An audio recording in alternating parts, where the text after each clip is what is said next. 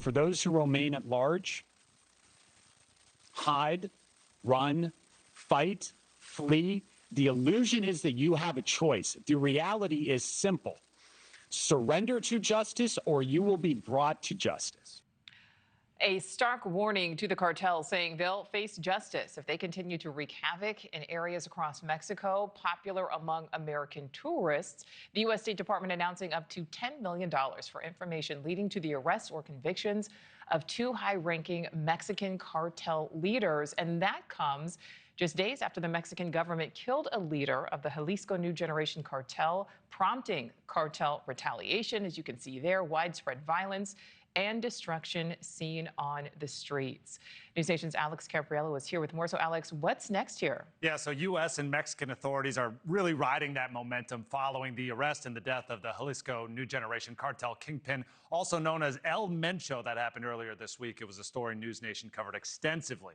So now the hunt is on for 2 more cartel leaders, these from the rival Sinaloa cartel. They're banking on that massive payday to lead to the arrest of the ruthlessly violent brothers Rana and Aquiles. $5 million apiece are being offered for both of their heads. The FBI saying it's willing to turn a quiet snitch from inside the cartel into a very rich man. These guys are known narco-terrorists responsible for manufacturing and distributing tons of illegal drugs across the U.S. border while stacking their riches and collecting an arsenal of gold-plated weapons capable of inflicting mass destruction. Check out this mountain of fentanyl, crystal meth, cocaine, and marijuana Rana and his cartel cronies have been able to tie themselves to.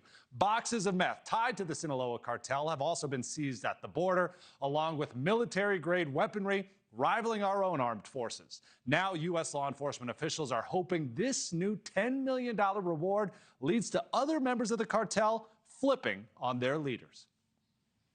The remaining free members of the Sinaloa cartel have become liabilities to each other. Each knows too much about the other. In that world, betrayal becomes not a question of if, but when. It is so easy for us in America to think of the cartels in Mexico as being some distant problem that's happening in a faraway country.